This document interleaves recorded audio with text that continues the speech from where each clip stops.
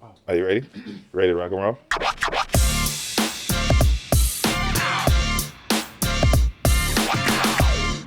Welcome to another episode of Culture Feeling.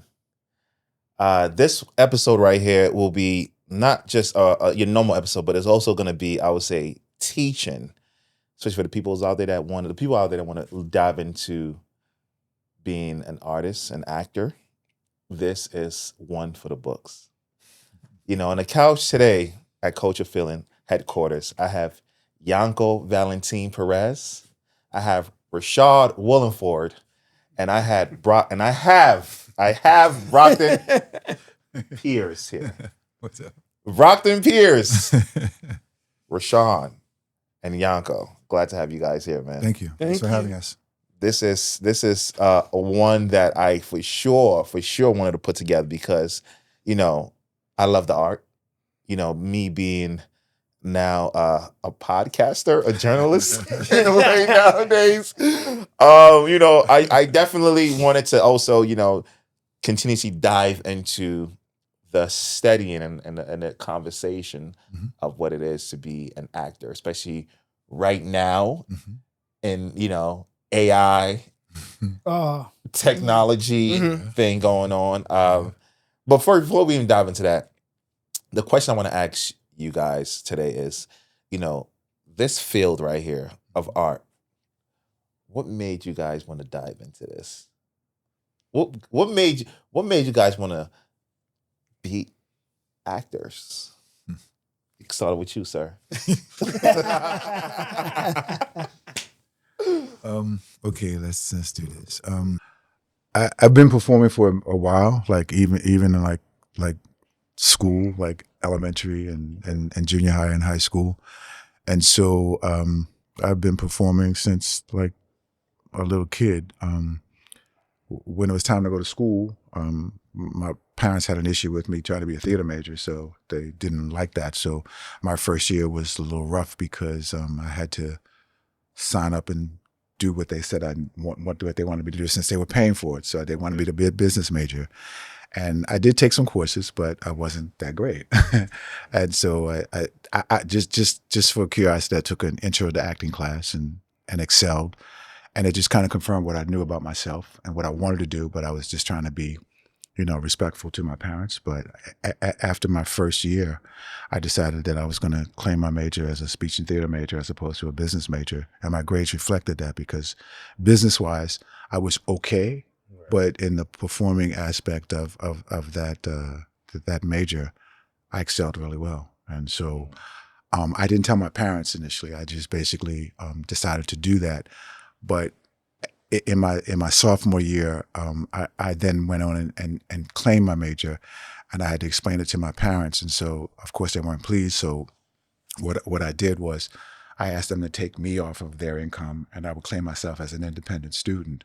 And then I could get the financial aid that I needed. And then I was able to do that. And of course, I did that, but still wasn't that well received. And so, you know, the whole thing about we didn't send you to school to be no actor, all this kind of stuff. But I'm like, but you're not paying for it. I'm responsible for it now. Yeah. So you don't have to worry about that. And of course, there was still, you know, like backlash, but I just went on and did what I had to do. And then that was it. I got out in 3.5 years, got my major. I had 3.8 average, great GPA. And as soon as I got out, I was able to land a job in the city of Baltimore, where I was from, as an actor. Right. And so that was my first acting job. And I was doing that, and I was trying to do everything I could in Baltimore before I left. And so the question was, do I go to the West Coast, which is California, or do I come to New York? And so that was the first time since I had become a major that my mom was finally kind of speaking to me again. And she was like, well, at least if you go to New York, if anything happens to you, we can get you back home. And I was like, well, once I leave Baltimore, I'm not coming back home. I wasn't trying to fail. I had done everything I could do to put everything in place so that once I left, I didn't have to come back. And that's just been what it's been since I've been here. Never had to go back. Never, ever. No. Yeah. So Rashaan. Yes. Rashaan. Yes. Well, for me, it's simple. My uncle, his name's Barry Willierforde. He's been an actor for a while. He's done a lot of movies, He went to Yale University. So pretty much I got into acting because I liked seeing what he does on film. And after I saw that, pretty much I started acting, I think when I was in junior high school, where I played like Richard III. And I also I like performing when I was little. So that's pretty much like my uncle was an actor. I'm an actor. And like I said, I like to perform. I've done a lot of plays. And it's just, for me, it's just fun.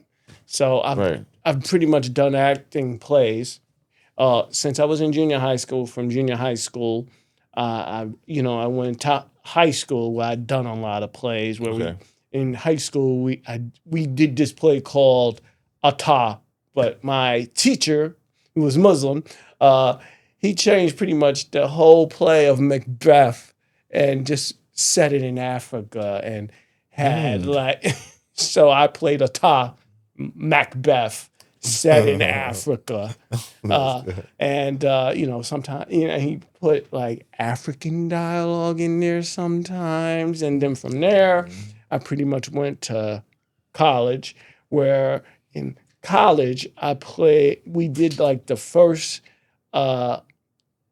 full black play, I think, ever at that college of the Colored Museum. So the Colored Museum, wow. Yeah, so that's but for acting, it's like, and from there, just after college, I did a lot of plays that I had to audition for, going through backstage. Backstage, okay.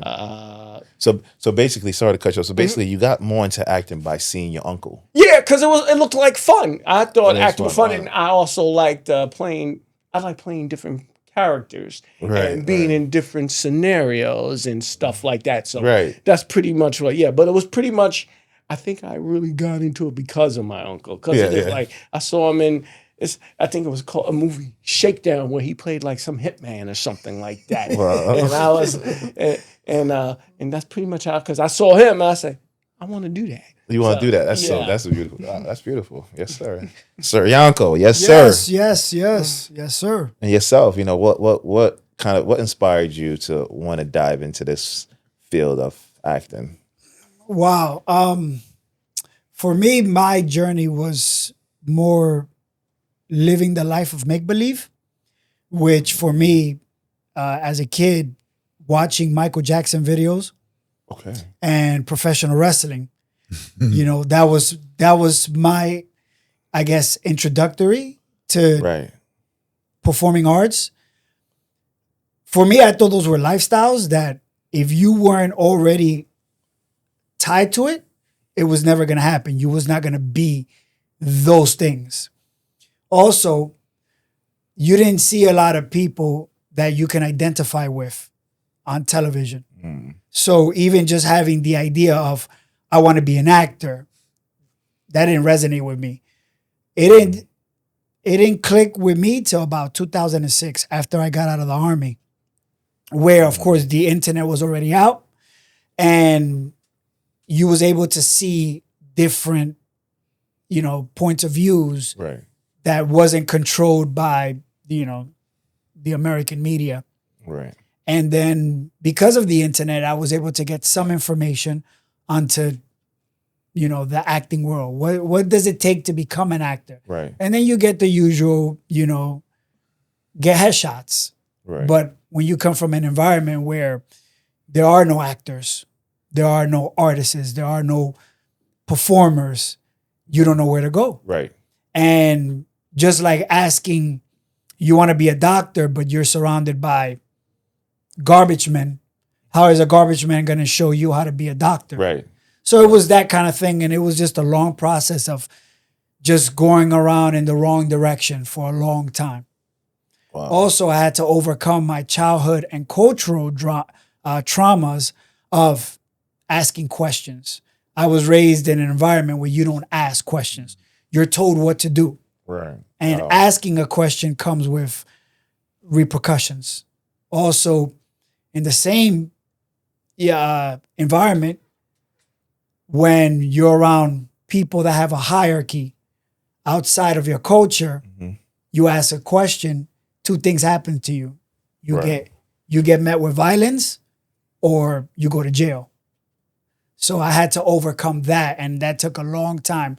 And if I would have came from a more artistic, supportive environment, I would have been rich and famous 20 years ago. A long time ago. Because right? I didn't, so I'm basically doing it on my own. Right. And in 2016 is where I was now old enough and mature enough to say, never mind my environment, never mind my family, never mind my culture, and then say, you got to do it on your own.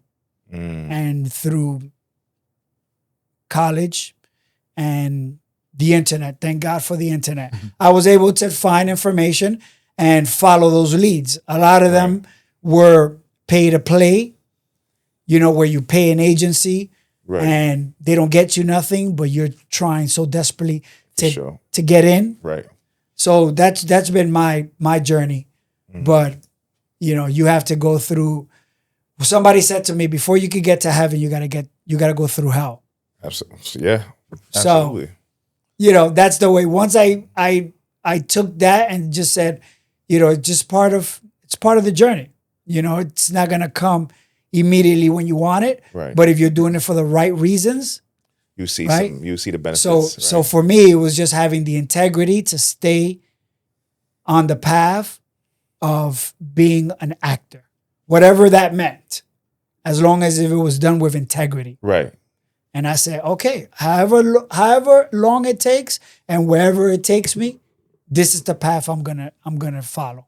Wow. So it's great. That's good insight. This question is, if you could describe the art of acting in one word, what would it be? We'll start with you. Always evolving. Always evolving. Okay. Creating reality. Creating reality. Okay. authenticity. Authenticity. Okay. Always evolving, creating reality, and authenticity. Wow. These are good. So the state that the art is in right now with acting and actors, how do you guys feel about it? For me, I love it. I love where it's at right now. Not so much with AI, Right. but That's why I asked that question, right? because that is it's not human. Right. That's why. But as far as acting and the state of actors and creativity, Right. because now with streaming platforms With technology, yeah. and technology and the internet, anyone who didn't feel like they can do it, they can at least try. Right. Yeah. And unfortunately, there's this stigma of what is good and what is bad. Right. And a lot of people, they want to be good. So they won't even try.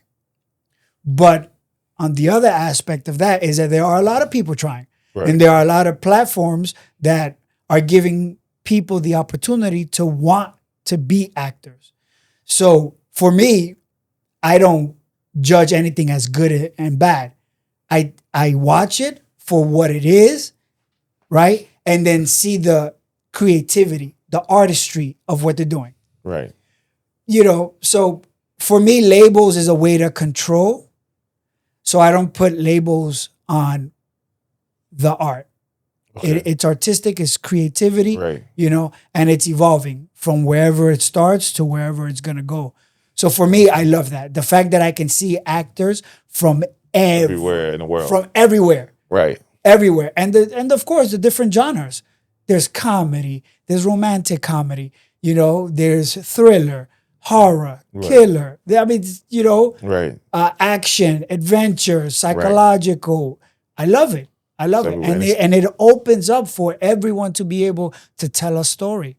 It doesn't need to be controlled by a specific group or a specific environment in a specific industry. Right. So in that sense, I think it's beautiful, that it gives everyone the opportunity, Right. And then for those that feel kind of like they have that little hate, when I can look at this. It's like, but then why don't you do something better? Right. Right? Yeah. Don't knock it. Then Change it. Change it do around. your So, thing. Yeah. Don't get mad at them. Yeah, their thing might not be your thing, but then do your thing. Right. That's it. Right. That's the way that's just my perspective from it. Sir Rashad? Pretty much the same thing. I just the only thing I wish, like, even though I like going to Broadway shows, I just want to see more diversity instead of maybe one or two, say a black play a year, or maybe a Latin play, and there might be one black person here. It's not like Denzel does a play every 2 or 3 years. He'll come back, and that'll probably be the only play with pretty much a African American cast that year. Right. Not to say that there isn't others. I mean, we have Hamilton, but that's been on Broadway for so many years and stuff like that. But I just wish there was more. When I went to Broadway, I wish I would see us, Latins, Asians, more on Broadway. More diversity. Yeah, that's to me, that's the only downside. I mean, if I wanted this, even off Broadway, I don't really see that anymore. I remember when I was auditioning and we were doing plays back in the 90s. Because, when I was auditioning, I did plays back in the 90s. To me, there was like more plays of diversity back then.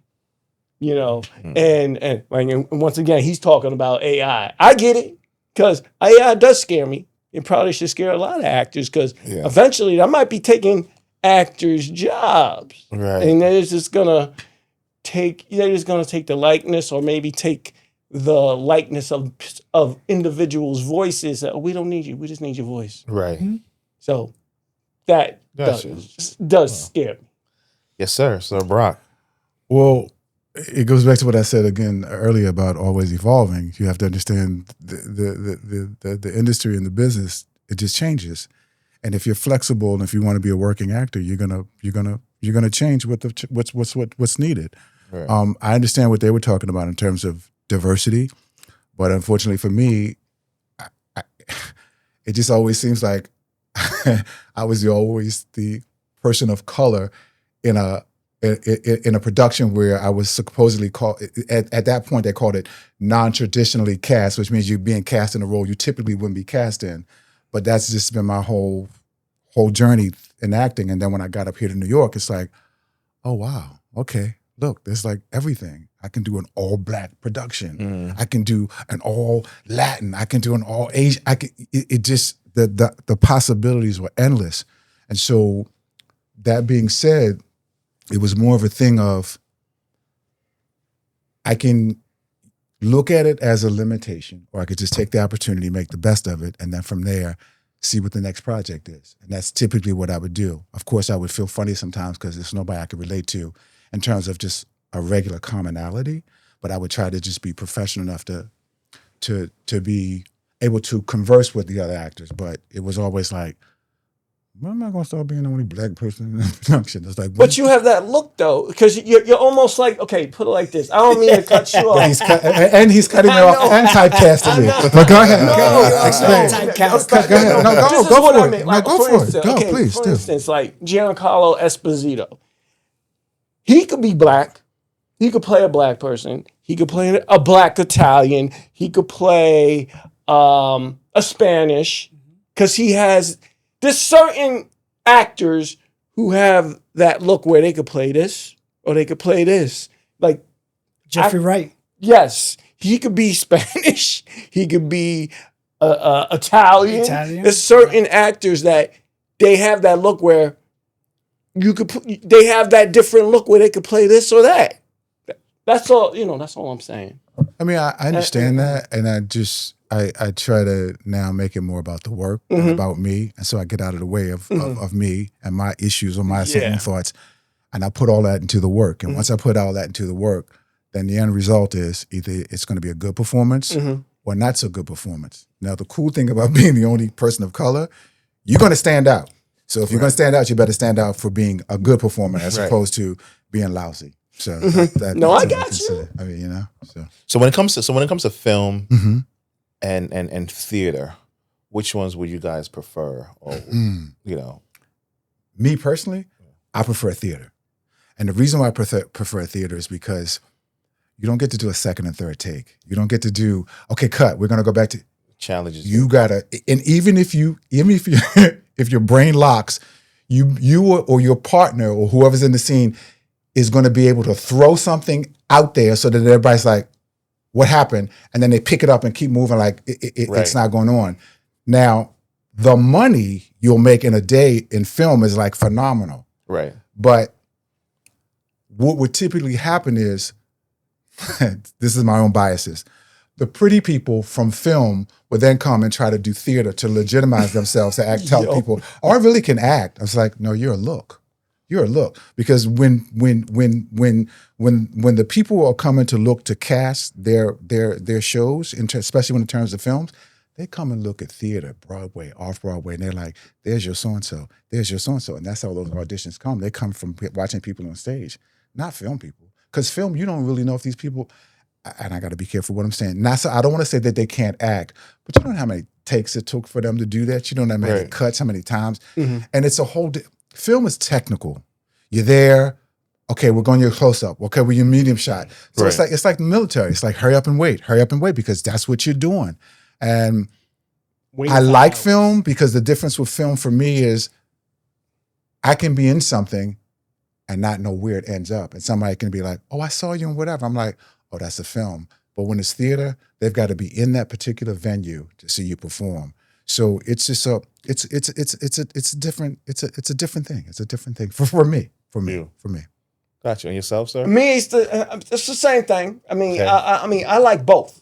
But I really like theater because you get that instant gratification. You know, there's like, you do a film, you gotta wait, maybe a year before it's in the theater, and then people like it. While as you do a play, there's something funny, you're gonna know it's funny when people when people start laughing or people start clapping, or there's like a round of applause when you're in the middle of the scene. Okay, that was good. So it's that instant gratification. So you know you're doing a good job. Right. And it's just the moving around, and you I don't like looking at the audience when I'm doing a play, but you can see the eyes are on you, and you can feel that energy from the audience and stuff like that. So that's why I'm saying it's that instant gratification. Instant gratification. Yes, sir. Sir Yanko. So I have to agree with both these beautiful actors. Oh, yeah. Because your check's in the mail. Everything they said would be confirmed by anyone who's done theater. Right.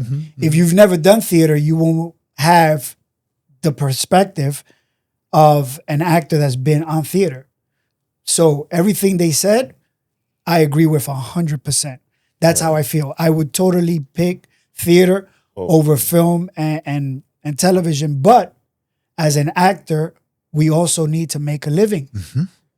You know? Yeah. So I would say one fulfills the soul and the other one pays the rent. Wow. You know? So if there were more financial beneficial theater production for actors, they'd be theater across, I mean, everywhere. The thing is that it takes discipline to be, I don't want to use the word good, but a reliable theater actor. Right. It takes discipline. A lot of people, they just want the easy cash out. And you can be on set on a movie or a TV show or in a series for one day and make what a theater production actor would make in a month. Right.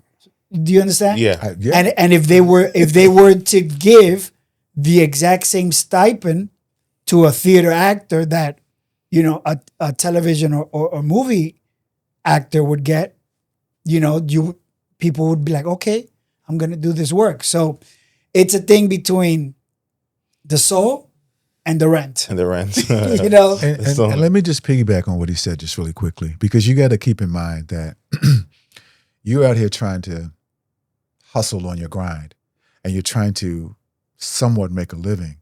And it's one of those things where after a while, if you're not making what you think you should make while you're doing it, the doubt can start to set in.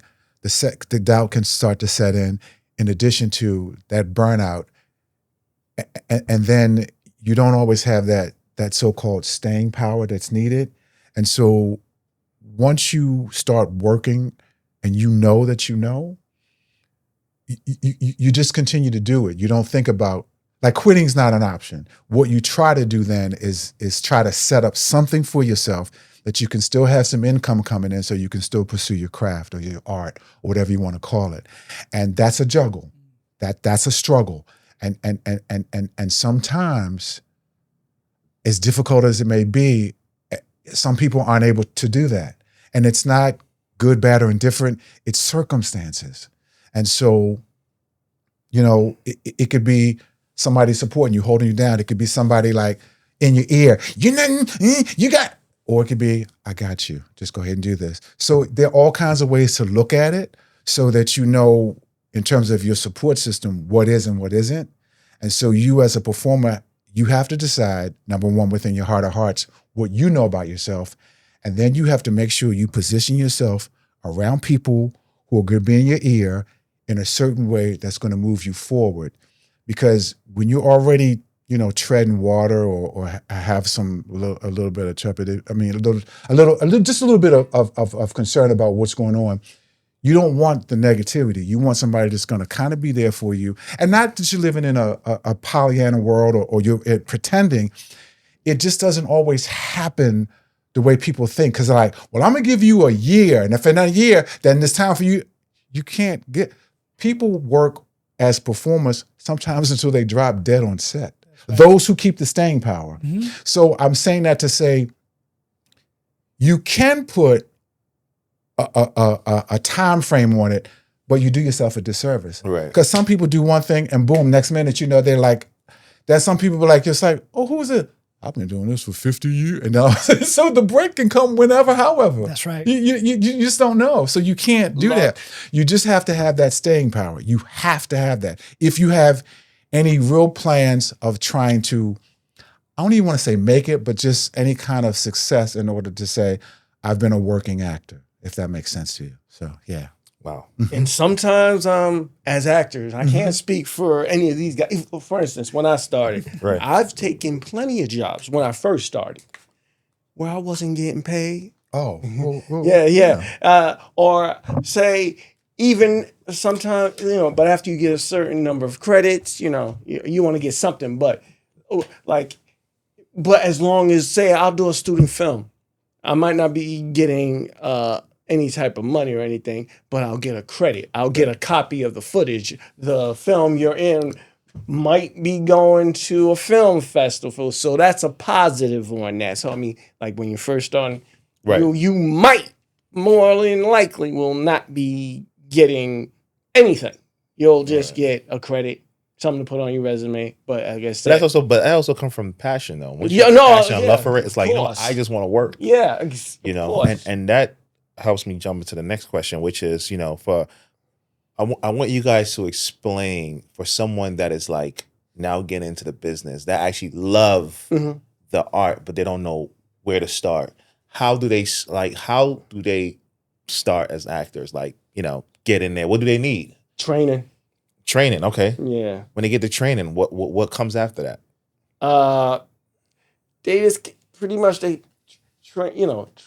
Learn. It's like you gotta know how to act. Right. I probably would say even maybe some movement classes, improv, because sometimes you be having problems on stage where lines get dropped and people get lost. Because how about the business side of it, right? Like, what do they need? Because I know that, a lot of actors. Headshots. Okay, that's what we're going. That's what I'm talking about. Some headshots. Good headshots from a reputable who knows how to take headshots. Even though nowadays, headshots to me aren't really all that important because everything's digital. More than likely, if you go to backstage right now, they'll say, "Oh, we just take a video of yourself, do a monologue, and just upload it and send it here." But I think headshots are important, but they're not as important as they used to be like 20 years ago because everything now is digital. Right. Yep. You have to pay to play. So even if you're trying to get into like being an actor, in terms of the business aspect of it, you need representation, whether that be an agent, manager, or whatever. You need representation. After you get representation, you also need to keep in mind that there's a level of professionalism that's going to kind of slide you through because there are a lot of good people, but they're not professional, they're not reliable, they're not always dependable. And what happens is sometimes they slide through, but oftentimes they don't. So if you have a agent or manager, he or she can groom you and give you the necessary tools you need so that when you're going to an audition or if you're going to see a producer or director about a project, you'll know how to present yourself without looking so green. It's like so brand new. Yeah. But at the same token, because everything's evolved so differently, you could stay home and self-submit. You could stay home and look at a video, which is a tutorial, and it would be in-depth enough that you could think, okay, I could try this. And some people have successes because they're really good in terms of like IT and stuff like that. So there's no cut and dry about what you need or don't need because everybody's need and everybody's look is different. So and it also is going to depend again on the venue you're going to work, whether it's going to be film or television or video or industrials. So you got to keep you don't have to, but it's good to keep all that stuff in mind so that when you know what it is you sort of kind of want to do, then you can kind of navigate there. But you still want to be open to the process because once you start limiting yourself, then you type yourself. And the cool thing about not limiting yourself, you can go in and out of different roles without any issue. And some people will do that and some people won't. Some people will take certain work and some people are like, oh no, I'm not doing that. And so for me, as long as I feel like I'm not compromising my integrity, I will consider the part or the character unless it's something really, really like, no, this might come back to bite me later on. So I might want to say no on this. But for the most part, you just have to be open and understand that there's no cut and dry. There's no one cookie cut. There's no one anything. It's just like, it's different because the same thing, he can go in and do whatever. I can go in behind him and do whatever. And then I can come in and we're all three different looks. And then you're like, what are they looking for? And you're like, I don't know. Good luck. They don't know. A lot of times they don't. A lot of times they don't. They don't. And so sometimes that's why when they have open calls, because in their mind they have an idea. But then sometimes people will come in and blow something out the water and they're all looking around like, we got to rethink this now. That's right. And they want to call you back, at least for a call back. And even if they don't use you, they remember you from that and they're going to use you for something else. So you'd be surprised. It's just, again, you just have to be open to the process. Right. That's all I can tell you. Yes, of course, because you get, like you said, you get called. You went there for one part, and then you get called. Oh, we want you to come back and read for a different part, and then you end up getting the part that they called you back for. It's like I didn't even come for this part. It's like, how did you get my number? And another way, if going back to your first question too, about people wanting to break into the business. I always tell people, if you want to break into besides headshots and all that stuff, just write. Learn, if you want, start writing plays. Put yourself in your own stuff. Start writing films. Put your stuff in your, Right. And I'm gonna give you a chance to answer that question. I was watching an interview with Don Cheadle, and this question was also asked to me before someone came up to me and he was like, you know what, I want to be an actor. like, what should I do? What can I do, to be an actor? And sometimes it's like, I could tell you what you need to do, but do you read plays? Well, can I Like, just do say you, this to you? Though? like, like, do you do a lot of reading? Do you do a lot of like, how's your memorizing, skills? I think you need to start by just the simple stuff. Because, with social media, which is another topic we're going to talk about too, but with social media, I feel like it's slowly hurting parts of the art. Because nowadays, it's like people are getting cast and they don't even know what to do. It's just a look. They don't know what acting is. Right. It's like a look. So then go back to your original question. Like if they're asking you, how do you get into acting? The first question that you want to ask them back is, why do you want to be an actor? Okay. So based on what he or she says, that gives you a clue of how to kind of respond to them. True. Because some people don't want to be actors because it's about the work or the art. They want to be actors because it's about being either in the limelight Right. or they think it's like a lot of money, a lot of fame. They look at the fluff part of it. They don't understand the struggle. They don't understand the rehearsal. They don't understand the through process of everything. Right. They don't understand the fact that you're grinding, you're coming to work sometimes. The different jobs and you don't even have like you eating a bite of a sandwich because I might have to wait till the money comes or whatever. So the struggle is real sometimes. Yes. And so the whole thing is like when people are asked that, they just think it's like, oh, I think I'm gonna be an actor. It's like, well, good luck. Good luck with and I leave it like that. I always keep this picture in my phone, right? And I hope, the camera, this is a picture, right? Oh, yes. And Life of an actor. It says life of an actor. So it's an iceberg. And on top of the iceberg, it has spotlight, fans, brand deal, and luxury lifestyle. That's right. And underneath the water, it says what people don't see. Mm-hmm. Rejection. This may not go for everybody. Oh, no, it probably does. Go ahead. Trust me. Lots of rejection. 1 meal a day, sometimes no meals a day. Mm-hmm. Financial crisis, loneliness, a survival job, sleepless nights, sharing of rooms, typecasting, and family pressure. That's right.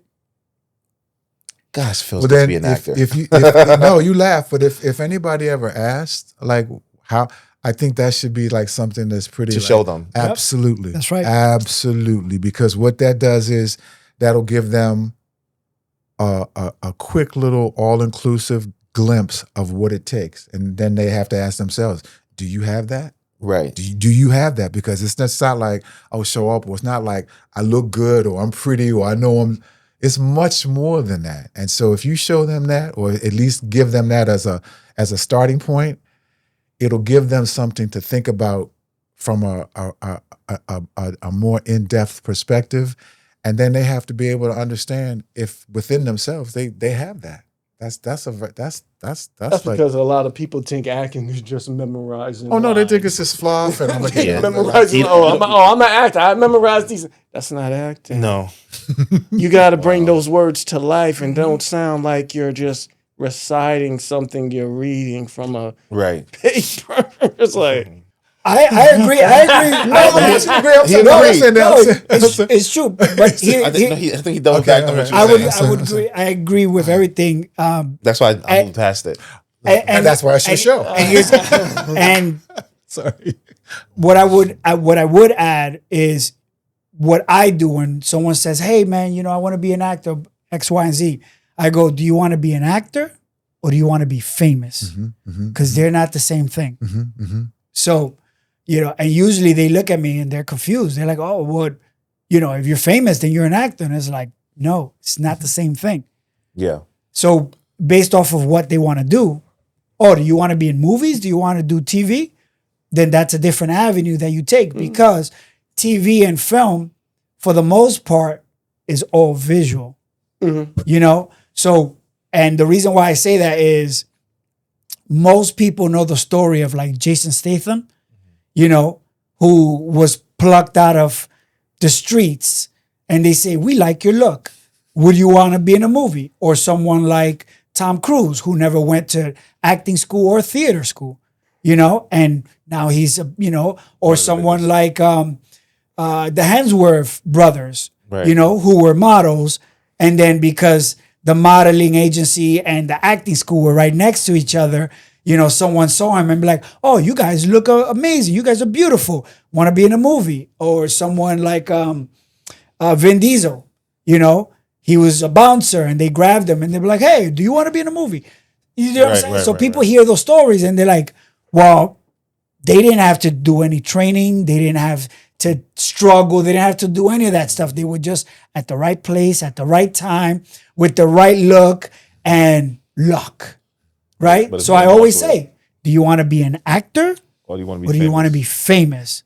Right. You know, Denzel Washington says the same thing. Do you want to be an actor or do you want to be famous? Because if you want to be famous, all you got to do is something stupid and you will be famous. You will go viral. You will go viral. And Denzel Washington says that. You know, he said that when they were interviewing him for that movie that he did, the recent movie From Highest to Lowest. Highest to lowest, right. They interviewed him and they, you know, there's a lot of people in that movie that are not actors. You think he was throwing shots? I think he was throwing shots. I truly believe. so. I've seen 3 interviews with him. Yeah. Where you could know, like, when you're an actor and you've trained, you can tell body language. You can tell when someone's uncomfortable. You could tell when someone's lying. You could tell that he was just doing. He was Like going me a through. favor. He was doing a favor, and he didn't really want To do it. to, or even be in those interviews Yeah. with certain people that he didn't consider actors. But you know, Right. so a lot of people that they want to be actors, they see those kind of examples and they think that that's what acting is, not knowing that a real actor, I don't want to say the word real actor, but A person that respects the art. Respects the craft of acting started before film and television. For sure. That's what I want to say. So this question, which I don't want no one to hold back because I want to know. But within the last few years, right, that we just went through, what is one project that you saw that you were just not pleased? Like, what's going on? Oh my God. Basically almost anything in the last 10 years. What is something that you saw, even a film that you like, oh yeah, this person's just there because of their look, you know, or because, you know, that's when he does that with the face, that means listen, the industry, he's in the industry a lot too. Stop. It's difficult. It's difficult because here's the thing. Everyone, or should I say everyone's journey is different. So one of the ways that you will make yourself very miserable is comparing your journey to someone else's.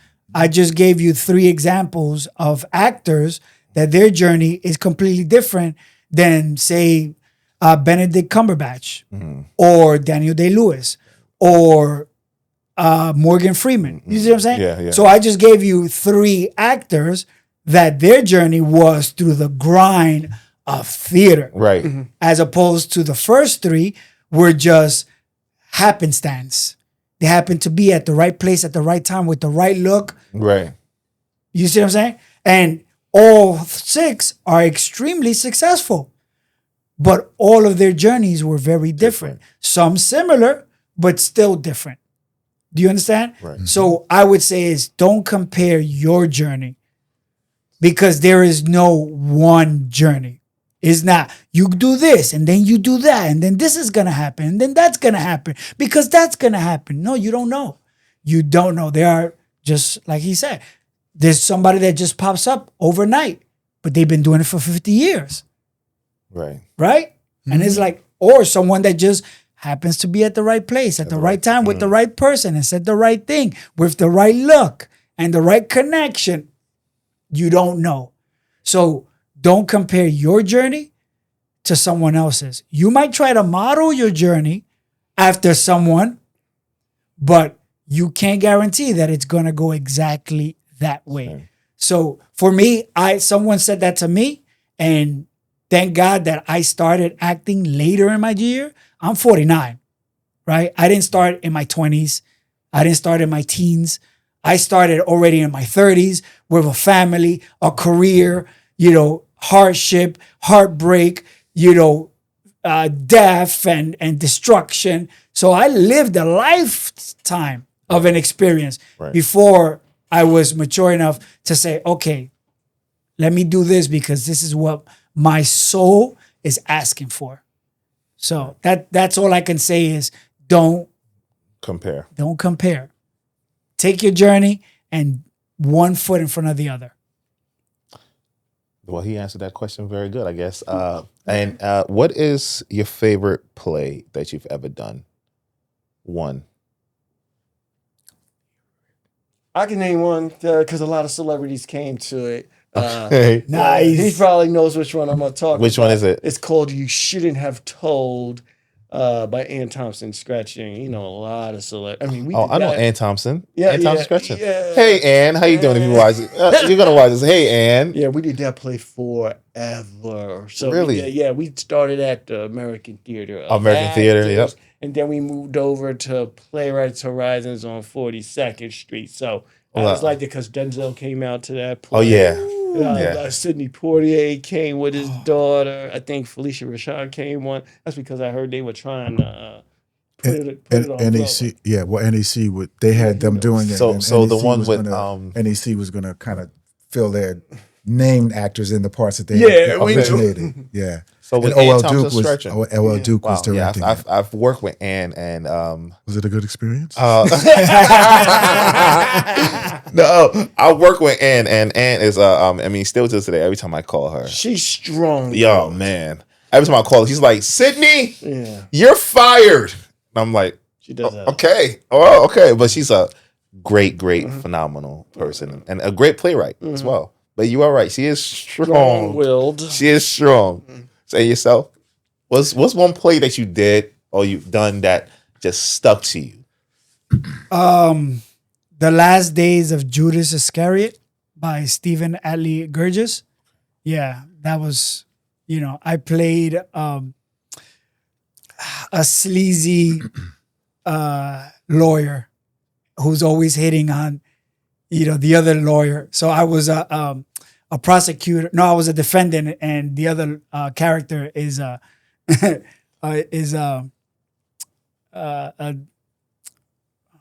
prosecutor. And what's the other one? Is it prosecutor and defender? The one that does the defending. Yeah. Yeah. So and it's a female, so I'm constantly always hitting on her, and the judge is like, "Oh, Fayumi, stop it."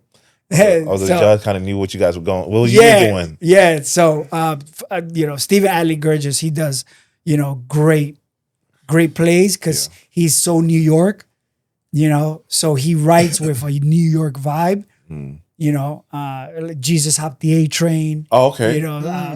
So he did that one too. Yeah. And that was a good one. Yeah. And The Lady of 121st Street. So he has a lot of plays, and they're all based in New York. But my favorite was that one, The Last Days of Judas Iscariot. Wow. Yourself? I did a show. It came to New York from LA. At that point, there were two shows that were going on. There was one show that was like that. It was something called Tony and Tina's Wedding, and it was like these interactive kind of shows with where the audience gets to participate in that. Well, a show came from LA called Grandma Sylvia's Funeral, which was similar to that, but it was about a Jewish woman and her family and all the dysfunction. Well, I was married to the granddaughter, again, the only black in the show, but I got used in the promo for the commercial. And so from that's how I got my agent. So, I had maybe 2 lines that like legitimate lines, but it's a whole process of walking through and the audience getting to touch you and whatever. And so it was one of those things where I was like, whether I want to or not, I'm going to stand out. So I may as well do what I got to do with this and make it work. So it was just a good, successful play. It was a good, successful experience. It was my first off-Broadway thing. And they were dropping a lot of, different celebs in the show. Mary Wilson I got to work with. Joan Rivers came to look at it. Ted Lange from Love Boat. So it was fun. And it wasn't fun when Ted came because obviously he was going to have my part if they put him in. But I mean, the show ran for like a couple of years, and I stayed with it until it kind of fizzled out, and then I went to the next thing. So I mean, it was one of the highlights of some of the stuff I've done. So yeah. And what actors did you first see or looked at that inspired you or motivated you to want to become an actor? Because I know probably we've all seen an actor that for the first time when we saw them, he was like, you know what? This is what I want to do. I know you said your uncle. Yeah. Okay, your uncle. But is there anyone else outside of that?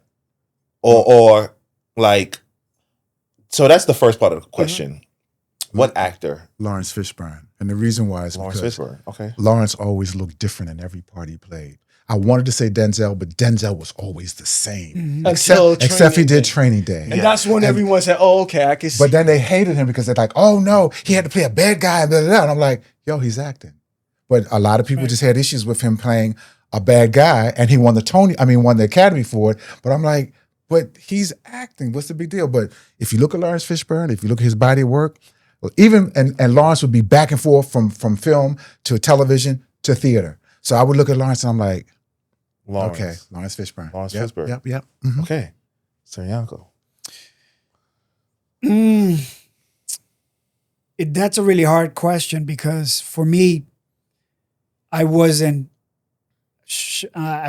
well versed in actors. Okay. Like I said, I got into acting later in my years. Right. I was already in my 30s when I decided, but actors that I enjoyed watching, that I was like, okay, you know, I think I could do that. Right. I would have to go with the obvious, you know, Giancarlo Esposito, Denzel Washington, Morgan Freeman. Not because I was like, oh, I can look like them, but I enjoy their body of work. You know, I mean, early stuff. Right. When I didn't know anything about acting, I just liked, you know. And then once I went to school and started learning about what acting is, and I started then, you know, people like Daniel Day-Lewis, great one. as well. Philip Seymour Hoffman, Sam Rockwell, you know, I was like, you know, Harvey Keitel, you know, Gary Oldman. I was like, oh, okay. So, you know, like I said, I got into acting later in my years where those actors were already established, you know. So, but now what made me want to become a performer? Yeah. It goes down to Michael Jackson. Michael. You know, but I could never, because you were also a wrestler. I was a professional wrestler, Right. yeah. But, you know, Michael Jackson was my first love. Like I saw Michael, and for me, he was God. You know, I try to dance like him, but that takes time. You know, and discipline, which I didn't have. You know, as a kid, when you see something on TV, you think one try and it's done. Right. I can do that immediately, and then once you do the try, you find out that you can't do it. Right. And then, of course, when you don't have a support system that can explain to you, oh no, yes, you can do it, but you need to do X, Y, and Z to get to do that. Me, I was a lonely child, and coming from a Dominican mother, I'm not even going to say parents. My mother didn't know anything about anything. Right. My mother knew how to work in a factory, come home, make one meal, and say, shut up, this is what you get, don't talk to me. Wow. So now I'm like, yeah. Right? So to me, I watch professional wrestling, right, and that's it. Can I just say so one go quick ahead. thing? Yes. He mentions, and he did it a couple of times, that he said that he started late or whatever. But the cool thing about theater or acting, there's no timeline. So, and I'm saying this to say, you've got child actors who were really whatever, and they fizzled out. They couldn't take it, or they drugged themselves out. You got some people who in their younger years didn't transition older. And then you got people who started older. And the only reason I'm saying that is because those life experiences that you had prior to you becoming an actor, yes, you could use them, and that's what's going to help you with all that other stuff that's going on. So there's no there's no age limit. age, right. There's no anything. And sometimes, believe it or not, and I don't want to put this out there the way it sounds, so I don't want to say this is like the gospel, but sometimes your life experiences can allow you to therapeutically convey certain things through characters. And somebody would swear that you were trained, and you're like, no, if you live my life, you'd understand. So this is just me pulling through or pulling back on some of my experiences. So I understand what you're saying, but then eventually what you want to do, if you're really serious, is at least take a course or training or some kind of intensive, so that in addition to what you're doing, you're adding a base to your performing ability, so that you can approach it from a different perspective. So that's the cool thing about this. Like I said, people, you 80-some years old, you're still working. Child actors 2 and 3 and 4 working. So there's no cut and dry. There's no cut and dry for this. So. Sam Jackson, he's been working in theater for a very long time. Very, I think same thing with Morgan Freeman. Yes, but he didn't really make it per se till he was like in his late 40s. What about the other guy too? The guy, the Oprah. What am I saying? And also what I like about Danny Glover. What I like about Sam Jackson also, just starting with your original question. Well, I like him as an actor, but I'm not talking about as every time you see Sam Jackson, he always makes sure he looks different. He'll have an afro wig, or he'll do something to his face that makes him. He'll become that character pretty much. I mean, he's pretty much almost acting. You're gonna get a mother effer or the N word in there somewhere, but he always makes sure every character he has ever played looks different. What the crazy hair, the wigs. Ever since I think Pulp Fiction, and ever since after Pulp Fiction, every movie after that he always looks different. So. Is there any future collabs? Like what future collabs or any actor you want to collaborate with in the future? You. I've been trying to get that for like the next 15 years. I've been trying to get work with him for I swear to God. I mean, we did a play together, which is how I met him. I fell in love with him. You actually did a play with him? I played with, As in a play, as in you did it? Yes. Yeah, we did a theater production together. I fell in love with him. You're one of the lucky ones. And I've been trying to get him to let's do something. Unfortunately, I want to work with him. And now that I met you guys, I want to work with you. I'm saying, I'm gonna be tactful about this. I kind of wanted to work with him, and really did want to. And every chance we got, for whatever reason, let's just say the thing didn't come to fruition. Yep. So finally, when he gave his script, oh my God, to a movie, I'm like, Sid, if I associate produce this, can we do this? I said, and in my mind, I was thinking maybe it'll get done, but it got done, and I was like, I fucking got a show done with Sydney. I said, yo, I can't believe it.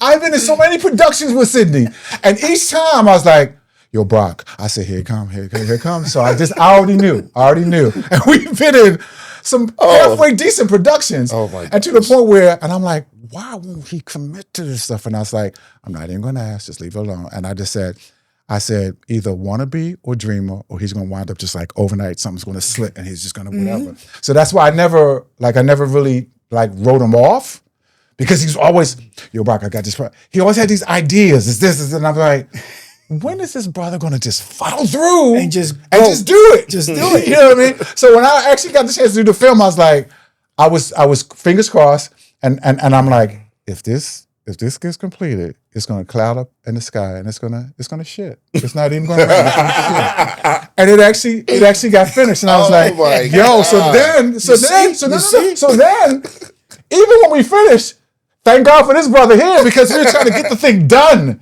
and it was almost like we were gonna have to go gangster or rogue on these people, because they were just. And I'm like, who are these people? What is going on? But I mean, bottom line, it got done. And and I was glad.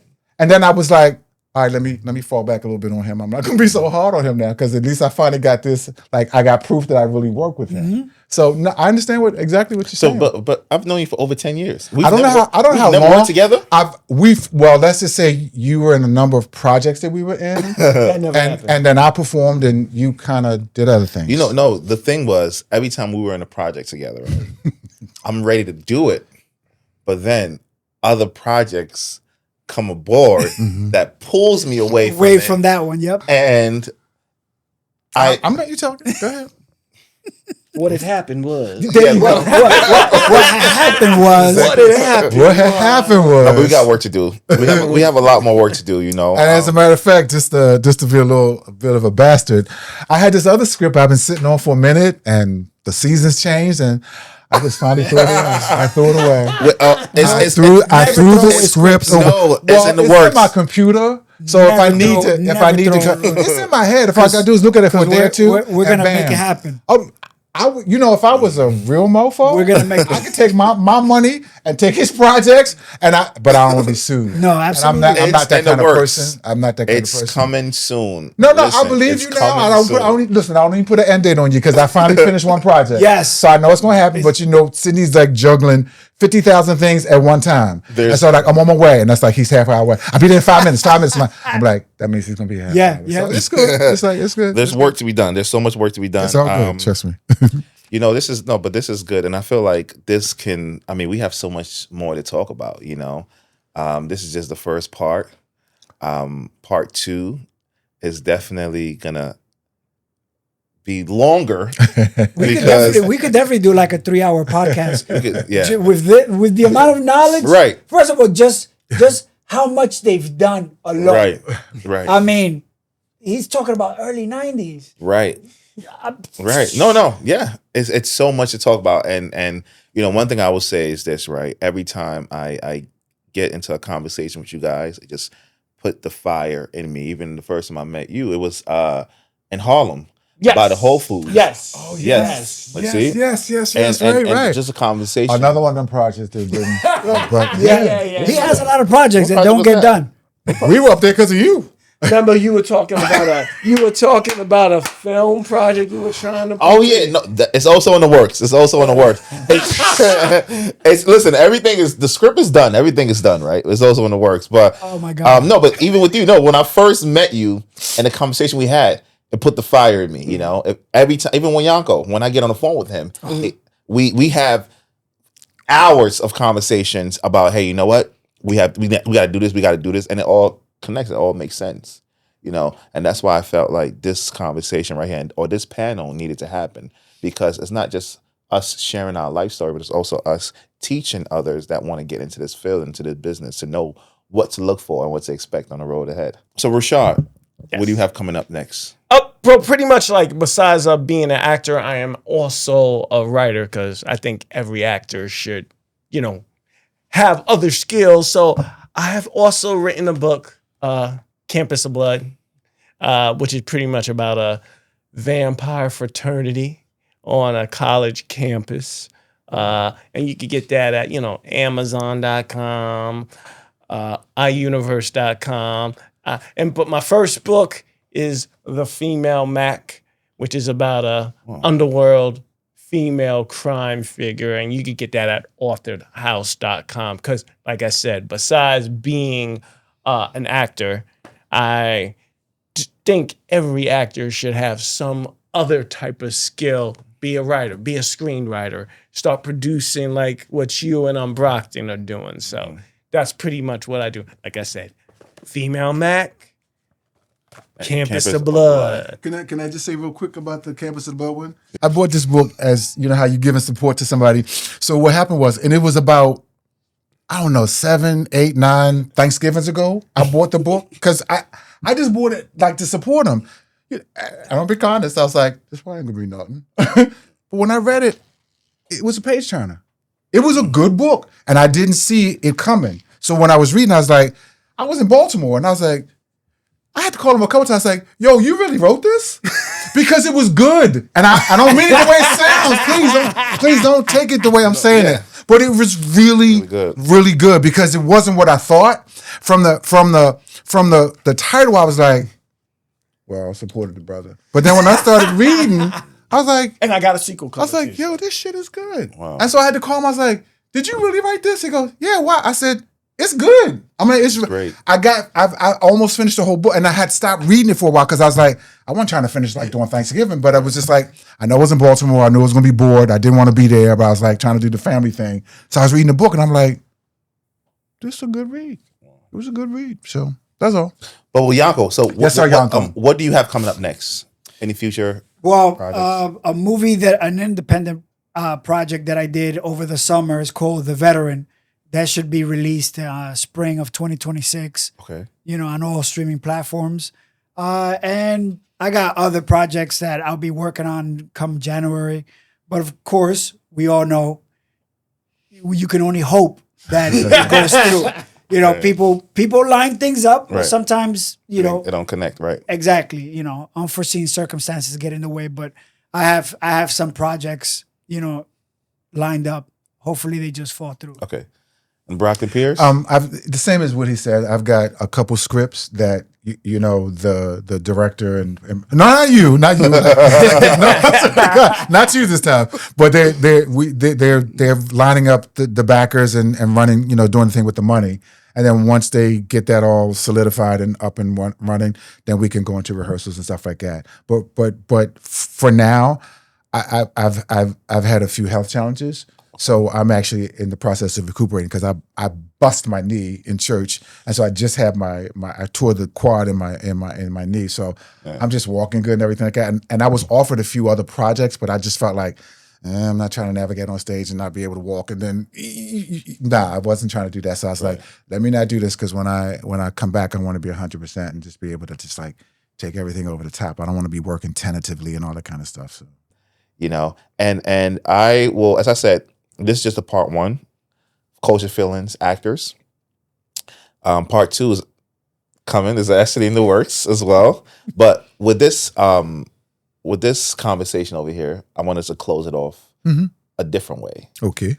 And the way I wanted to close it off is we, one by one, go down a line. I'll end it off. We look in the camera. We say your first and last name. And he ended with, I am an actor. Beautiful. So let's start it off. All right. So which camera am I looking at? We're looking at this that camera one right there? Here. Yes. Yanko Valentine Perez, and I am an actor. Rashaan Willierforde. I am an actor. Is the camera going to turn toward me? No. Broncton Pierce, and I am an actor. My name is Sidney Afriye, and I am an actor. And thank you for this episode of Culture Feelings. Thank you. Yay. Oh, this is good. Thanks for tapping into the Culture Feeling Podcast, where conversations connects us and the culture comes alive. If you enjoyed this episode, don't forget to like, comment, and subscribe. Follow us on all social media platforms at Culture Feeling Podcast and stay connected with the movement. Until next time, keep feeling the culture.